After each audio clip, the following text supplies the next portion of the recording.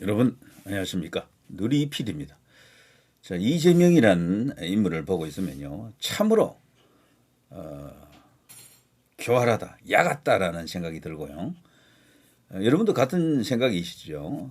그런 엄청난 혐의를 갖고도, 범죄 혐의, 실제 또 전과도 갖고 있고요. 기어코 대한민국 대통령이 되고 말았습니다. 이재명을 저지하기 위해서 뭐 그야말로 풀코트 프레싱을 했던 게 이제 윤석열 정부 혹은 국민의힘 정권인데, 결국 실패했죠. 그렇지만 그 실패의 내용을 들여다보면요, 여기에는 엄청난 어떤 부정선거 의혹이 있습니다.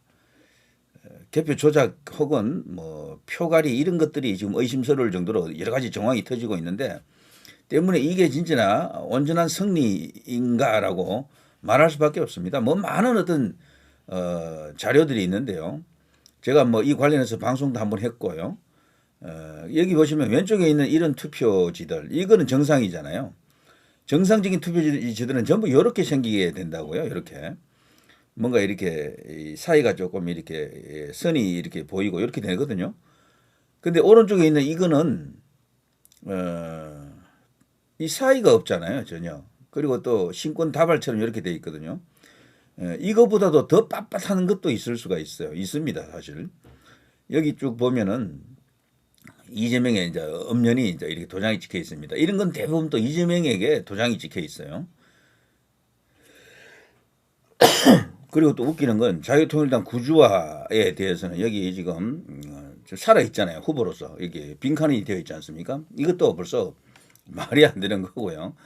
전체적으로 이거는 분명히 어떤 합리적 의심이 든다라고 생각이 됩니다. 왼쪽에 있는 여기를 보시면 구주화에게는 여기 이제 사퇴라든가 이런 글자가 적혀 있거든요. 여기는 없잖아요. 이런 표가 지금 나타났다는 것 자체가 벌써 이게 말이 안 되는 거죠. 이걸 통해서 이런 어떤 과정을 통해서 이재명이가 대통령이 되었다. 누가 인정합니까, 이거를? 이런 걸로 뭐 몇 표 가져갔을지는 알 수가 없어요. 사실. 그러나 최소 5%만 더 가져가도 그게 어딥니까? 그래서 지금 당락이 바뀌었다라고 말할 수 있는 근거, 조건은 마련되어 있다라고 봅니다.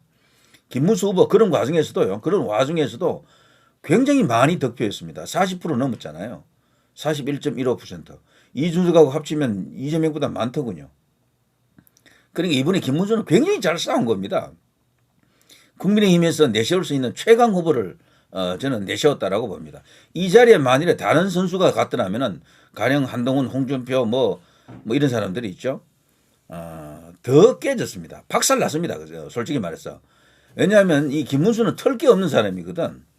다소 이렇게 그 토론할 때 조금 둔탁한 느낌은 있었지만 사람이 워낙 진실되잖아요. 그리고 걸어왔던 길 자체가 파도 미담의 주인공. 사실 한동훈이나 홍준표 이런 사람은 미담이 없어요. 아무런 과거에 있어서 그냥 엘리트야. 홍준표는 뭐 자기 스스로는 개천에서 뭐 태어났다라고 합니다만 그 사람들과도 성격이 완전히 다른 거지. 김문수가 걸어왔던 길을 보게 되면 대한민국의 역사와 함께 했다 해도 과언이 아닙니다. 고등학교 때부터 그 신화적인 이야기가 시작되는 스토리가 있잖아요. 대하 서사 드라마입니다. 이재명도 사실은 오늘 이 자리에 오르기까지 그런 점이 좀 작용했어요. 소년공 어쩌고 저쩌고 하는 게 과장된 이야기지만 어쨌거나 정식으로 중학교, 고등학교 나온 게 아니거든요. 뭐 검정고시를 거쳐서 이 대학 들어갔잖아요. 그래서 소년공으로서 이게 일하다가 공장에서 손가락이 잘렸다 뭐 이런 이야기까지 들어가 있기 때문에 입지전적인 뭐 그런 어떤 스토리로 포장이 되어 있습니다. 근데 김문수는 이재명의 그 스토리에 비해서도 거대한 이야기가 있는 거죠. 노동운동의 전설, 민주화운동의 전설, 학생운동의 전설. 한때 노회찬, 유시민 등이 김문수 뭐 부하 하나 다름없었죠. 과거에는 심상정 등등. 그러니까 엄청난 어떤 스토리를 갖고 있고, 그리고 경기지사로서도 또 어마어마한 업적을 또 이렇게 갖고 있고요. 비교가 안 되는 그런 내용들입니다. 왼쪽과 오른쪽을 비교하게 되면요, 이거는 그야말로 하늘과 땅, 천냥지 차이다. 그래서 이재명을 잡기 위해서는 김문수가 최강의 인물이 맞습니다. 모든 걸 다 이길 수 있거든. 딱 하나, 나이가 좀 더 많다라는 것, 그리고 토론할 때 조금 이렇게 어눌하고 좀 둔탁하다, 이런 것밖에 없는 거예요.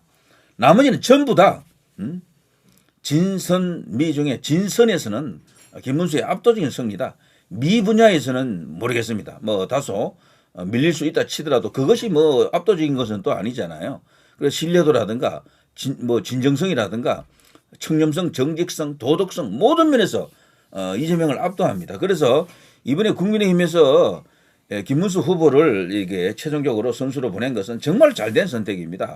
김문수 후보 아니었으면요, 저는 개인적으로 이런 대결에서 이재명이가 50, 한 5 가까이 갔다라고 봅니다. 그리고 여기는 35 이렇게 나오는 거죠. 35, 6 이런 식으로. 한동훈도 이 정도 이상 못 나갑니다. 35, 6 그 정도 이상 못 나가요. 한덕수도 마찬가지, 홍준표도 마찬가지. 오세훈은 뭐 진즉에 사퇴했으니까 또 그렇다 치더라도요. 그래서 김문수를 잘못 뽑아서 졌다라는 것은 완전히 말이 안 되는 겁니다. 부정선거에 대한 이런 여러 가지 엄연한 사실이 있는데도 불구하고 그런 이야기를 하는 사람은요, 다른 정치적 목적이 있는 거야. 주로 한동훈계라고 보는데 한딸들이 한동훈을 당대표 만들려고 지금 하는 거죠. 이 김문수 밀어내고 한동훈을 이제 어쨌거나 이 보수 혹은 국민의힘을 대표하는 정치인으로 만들려고 하는 그런 어떤 작용이다라고 봅니다. 제가 알기로는요, 한동훈 지지자들 중에는 이재명 찍은 사람들도 꽤 있어요. 실제 그런 걸 인터넷 커뮤니티에 보면 그런 것들이 노출이 된 게 많이 있습니다. 다는 아닐지 몰라도 일부는 그런 식으로 프락치 짓을 한 거죠.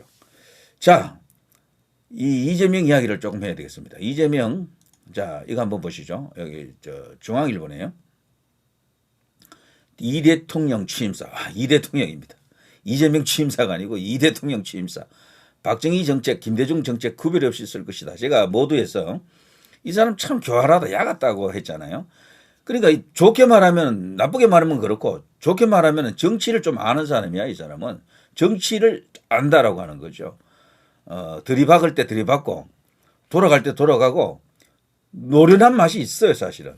그러니까 이런 스펙을 갖고도 이런 어떤 인물이 그쪽을 휘어잡은 겁니다. 역대 이 민주당 쪽에서 그 활동했던 정치인들 중에는 주로 이제 우뚝 이제 한 인물들이 뭐 양김이죠. YS와 DJ인데요. 그 사람들이 누렸던 지위나 권력보다도 더 큰 권력을 이 사람이 갖고 있어요. 이재명이가. 노무현보다도 훨씬 큰 권력을 갖고 있습니다. 문재인보다도 훨씬 더 큰 권력을 갖고 있다라고 해도 과언이 아닙니다. 그야말로 이제 전두환급 권력을 가졌다라고 하는 거죠. 윤석열 대통령의 권력이 약 한 50 정도라면 여기는 90 정도 됩니다. 비교 자체가 안 됩니다. 국회를 완전 장악하고 있고 이제 조만간 사법부까지도 손볼 것 같은데 3권을 완전히 휘두르는 철권 통치가 가능한 수준의 권력을 가졌다. 총통이라 그러죠. 그래서 마음만 먹으면 완전한 독재. 지금 우리나라 주변국들은요, 일본 빼고 전부 독재 국가 아닙니까? 북한, 중국, 러시아 전부 다 그렇잖아요. 그들과 맞먹는 수준의 시진핑, 뭐 김정은, 푸틴과 맞먹는 수준의 권력을 가질 수도 있는 인간이 바로 이 이재명입니다. 그리고 박정희 정책, 김대중 정책, 뭐 노무현 정책 등등 골고루 쓰겠다라는 이야기죠. 이거 자체가 벌써 심상치가 않은 겁니다. 이 민심을 다독이는 그리고 지지율을 관리해 나가는 어떤 그런 전략으로 보셔도 됩니다. 야권 특히 좌파들이 이걸 잘하죠. 윤석열 정부에서 제일 안타까운 거는요, 정치력이 너무도 없었어요. 정치력이 그냥 뭐 무소의 뿔처럼 밀고 나가는 그 힘은 좋았는데 정치력 없는 상태에서 그렇게 하니까, 그리고 또 국회도 받쳐주지 않고 소수당이고 그냥 판판이 깨졌죠. 그래 정치에서 무너진 겁니다. 국내 정치에서. 근데 이재명은 어떤 면에서 보면요, 이 국내 정치를 글쎄요, 이 하는 스타일을 봐서 만만치가 않습니다. 여기에 이제 대응할 수 있는 인물을 찾아야 될 텐데 아무리 봐도 김문수 말고 없습니다. 당분간 김문수와 이 사람의 대결 구도로 가야 됩니다. 민주당이 이번 대선 구도에서 말이죠, 이들이 만들려고 했던 것은 윤석열 대 이재명 대결을 계속해서 원했습니다. 그래서 끊임없이 윤석열 대통령을 소환하고 내란 프레임을 종식시키자, 내란 심판 뭐 이런 것을 외쳤거든요. 근데 김문수에 대한 공격은 거의 못했어요. 해보니까 효과도 없었고 오히려 역효과 났고 역풍 불었고 이래서 김문수와 싸우는 걸 이들이 굉장히 어려워했습니다. 그래서 이 시점에서 이재명에게 맞설 수 있는 인물은 김문수밖에 없습니다. 모든 것이 다 그래요. 모든 것이. 비교해 보면 전부 김문수와 이 사람이 만나면은 김문수가 이길 수 있는 그 조건이 만들어집니다. 왜 선거에서 졌느냐 그러면은 아까 제가 그랬잖아요. 그 엄청난 그 교표 조작 의혹이 있는데도 불구하고 그런 소리 하는 것 자체가 말이 안 되는 이야기다. 자, 김민석이가 드디어 국무총리까지 올라갑니까? 정말 출세하는군요. 자, 여기에 중앙일보고요. 자, 조선일보 이 대통령 취임사 진보 보수 없다. 실용적 시장주의 정부 될 것. 사실 보수 쪽의 인사들이 이런 스탠스를 밟아야 됩니다. 이런 스탠스를. 근데 윤석열 대통령은 이 중에 진보 보수 없다 이런 말을 한 적도 없고 박정희 정책, 김대중 정책 모두 쓰겠다 이런 말을 한 적이 없었죠. 너무도 이념적으로 보였다라는 것. 사실 누리 PD하고 윤석열 대통령을 비교하면 제가 더 우파죠, 사실은. 그렇지만 저는 정치적으로는 그렇게 하면 안 된다고 봅니다. 윤 대통령이 너무도 정치를 안 했어요. 정치 없는 그런 정부 혹은 그런 정권 하에서 일을 하다 보니까 결국 이렇게 붕괴된 겁니다. 정치를 해야 돼요. 정치인은 정치를 해야 됩니다. 행정을 조금 소홀히 하더라도 국제관계를 좀 소홀히 하더라도 국내 정치에 신경을 써야 됩니다. 적과도 만나서 밥도 먹고 차도 마시고 당내에 정치인들 그 말 안 듣는 정치인들 많잖아요. 불러서 어떤 데는 혼도 내주고 어떤 데는 같이 차도 마시고 밥도 먹으면서 이렇게 술도 한잔하면서 이렇게 교분을 쌓아가는 그런 게 필요하거든요. 원래 반대파를 더 많이 만나야 됩니다. 대통령은 이 친윤들만 거의 만났잖아요. 윤 대통령은. 그런데 그게 결정적으로 패착이었다라고 저는 그렇게 봅니다. 사실은 반대파라고 할 수 있는 사람들을 자주 불러가지고 다독이고 설득하고 어떤 때는 뭐 이렇게 한번 큰 소리도 한번 쳐보고 막 이렇게 하면서 그걸 녹여냈어야 되는데 그건 너무도 안타깝죠. 그런데 이재명이가 저는 개인적으로 이 사람이 본색이 이제 드러나면 알겠습니다만 그렇게 하려고도 할 수도 있어요. 그러면서 자기가 지금 하려고 하는 것 중에 반드시 실천해야 될 뭐 ABC가 있을 겁니다. 그런 걸 할 때는 정말 잔인하게 잔인 그 자체를 보여줄 겁니다. 그래서 지금 이재명을 좀 아는 사람들은 야 정말 이 어떤 일이 일어날지 정말 소름 끼친다라고 하는 사람들도 있습니다. 자, 여기도 박정희, 김대중 정책 모두 쓰겠다. 기업 규제, 네거티브 중심 변경, 불황과 일전, 비상경제 TF 가동 뭐 등등입니다. 이재명이가 사실 저 삼성의 이재용 회장을 미리 만났잖아요. 그리고 그 이재용 회장은 김문수 후보를 만나지 않았어요. 삼성전자 평택공장을 찾아갔을 때도 이재용은 없었습니다. 그때 삼성전자에 있던 그 삼성 그 직원들 특히 2030 젊은 직원들이 막 열렬히 김문수를 환호하면서 환대했죠. 그 정도로 김문수가 경기지사로 있으면서 큰 업적을 만들었고요. 평택공장을 그 세우는 데 있어서 그야말로 결정적 기여를 한 인물이죠. 그런 걸 다 알거든요.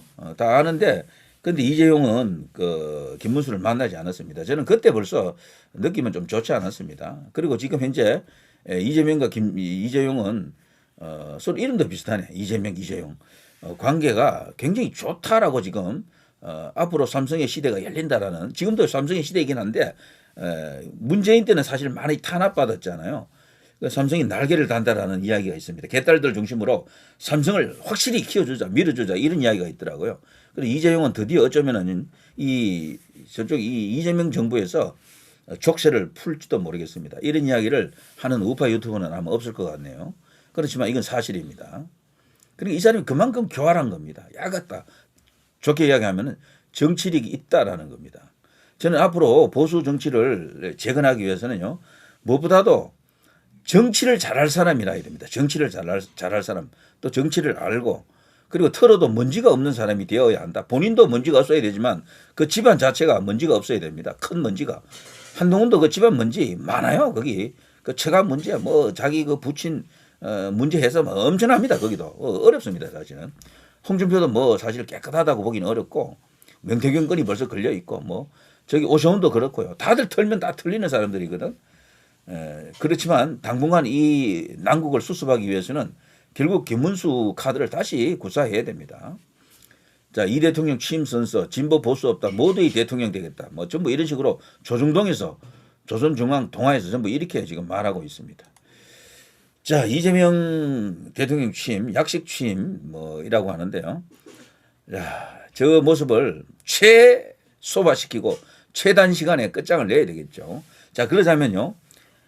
사법 리스크로 이제 정리되어야 할 텐데 이것도 정말 쉽지는 않을 겁니다. 왜냐하면 저들이 이재명 재판을 중지시키는 법안을 지금 통과시킨다. 뭐 통과시켰다 해도 과언이 아닙니다. 자, 그랬을 때 또 어떤 일이 일어나느냐. 결국은 이제 대북 송금권 같은 그런 걸로 한 말이죠. 미국과 연계된 뭐가 터져야 될 텐데 미국은 오늘 보니까 국무부 반응으로는 당선을 축하한다. 루비오 장관 명의로 그게 나왔고요. 그러나 백악관에서는 그런 말이 없습니다. 앞으로 중국과의 관계를 거론하면서 떨떠름한 표정을 짓더라고요. 요걸 제가 잠깐 보여드릴까요? 제가 다른 논평을 하려고 해놓은 거 있는데요. 이런 식입니다. 이거. 자, 백악관. 자, 제 얼굴 위에 덮어볼까요? 백악관 이재명 당선에 축하 메시지도 없이 중국 영향력 우려 황당한 논평. 트럼프와 가까운 극우 인사도 막말. 한국 명복을 빈다. 공산주의자들이 한국 점령했다. 끔찍한 일. 자, 이거 보시면요. 트럼프 대통령 정부 어떤 인식을 갖고 있는지 아시겠죠? 그들이 누구를 원했고 지원했는지 김문수 후보와 관계가 있다라는 게 다 드러났죠. 미국의 김문수의 날까지도 있습니다. 자, 어쨌거나 이재명은 미국과 지금 불필요한 관계일 수밖에 없고 이걸 고리로 대반전의 서막은 열립니다. 저는 조금 전에 보여드린 요거는요. 다른 시간에 제가 평론을 하기 위해서 준비하고 있습니다. 그래서 지금 요 정도 하고 마치겠습니다. 자, 아무튼 이재명 같은 저런 마키아벨리스트, 마키아벨리즘에 익숙한 인물이 지금 권력을 잡았습니다. 문재인도 저 방면에 뛰어난 인물이에요. 저는 이명박 대통령이나 박근혜 대통령도 정치는 못했다고 봐요. 일은 잘했지. 행정도 잘했고 국가를 이끌고 나가는 건 정말 잘했어. 그러나 국내 정치, 소위 말해서 편가름을 통해서 통합을 한다거나 아니면 우리 진영을 하나로 묶어내는 그런 힘에서는 약했다라고 봅니다. 소위 말해서 정치는 딴 거 없거든요. 결국 그 사람들, 싫은 사람들, 뭐 아군 진영 안에서도 그 반대파들이 있잖아요. 이런 사람들을 많이 만나주면서 거기에 기꺼이 시간을 할애하면서 그들을 내 편으로 만들어가는 능력, 그 통솔력, 뭐 하나로 이렇게 합칠 수 있는 용광로 같은 그런 에너지가 있는 사람, 이들이야말로 진짜 정치가인으로서 제대로 된 어떤 능력을 발휘할 수 있고 정치력이 있다라고 할 수 있겠죠. 저는 그런 사람이 향후 보수에서 리드가 되어야 한다라고 봅니다. 그래서 현 시점에서 이걸 잘할 수 있는 사람, 이 성격적으로 또 인격적으로도 굉장히 또 이렇게 원만하면서도 어떤 모호가 나지 않아야 됩니다. 김문수 진짜 이번에 대선 후보로서 같이 수행했던 사람들 이야기로는 전부 다 극찬을 하더군요. 정말 이렇게 인품이 정말 성자 같은 사람, 성인 같은 사람인 줄 몰랐다. 정말 자상하고 따뜻하고 전부 이렇게 그런 식으로 어루만져주는 그런 성격을 갖고 있다 그러네요. 굉장히 또 온유하고 부드럽고. 자, 이런 사람이 정치력까지 있고 경력까지 이제 화려하잖아요. 김문수 후보는 자신의 인생에 있어서 그야말로 절정기가 지금이다 이런 생각이 듭니다. 비록 대선에서 진 것으로 나타나지만 저도 진 것이 아닙니다. 젖잘싸고요. 충분히 2라운드 다음 기회를 부여받아야 할 충분한 이유가 있다라고 생각합니다. 당대표 이제 경선이 곧 있을 텐데 국민의힘이에요. 한 달 남았거든요. 비대위원장 체제가 꼭 끝납니다. 그때 그러면 또 전당대회 열겠죠. 그때 저는 말이죠. 김문수 후보도 나가도 된다고 봅니다. 김문수가 당대표 도전하는 것도 좀 괜찮다고 봐요. 그리고 또 내년에는 또 지방선거가 있는데 그때 서울시장, 경기지사 이런 게 있죠. 그때 당내 주요 이제 대권 주자들 잘 이렇게 배치를 해야 되겠죠. 그런 걸 할 수 있는 사람은 지금 현 시점에서는요. 김문수입니다. 김문수가 재선거가 열리게 되면 대통령 선거 다시 나가야 되고 그리고 당대표 경선이 있으면요. 거기도 전 나가는 것을 추천합니다. 물론 본인 스스로는 안 나갈 가능성이 크다고 보지만 현 시점에서 딱 봐서 이 당을 지금 수습해 나갈 사람은 김문수밖에 없습니다. 지금 들리는 말로는 친윤도 안 돼. 한동훈도 안 돼. 뭐 이런 이야기입니다. 사실 김문수는 친윤도 아니고 한동훈하고도 또 다릅니다. 기본적으로는 친윤도 품으려고 그러고 한동훈도 품으려고 하는 게 이 김문수입니다. 그래서 딱 적당한 포지셔닝이라고 보죠. 홍준표도 품으려고 하고 유승민도 품으려고 하는 사람이 여기 김문수 아닙니까? 자, 물론 다 품는다 그랬어요 말이죠. 그걸 뭐 네가 왜 또 누구를 품는데 누구랑 같이 가느냐 이러면서 비난하는 사람들이 많지만 정치 참 어렵습니다. 답이 하나가 없어서 그래요.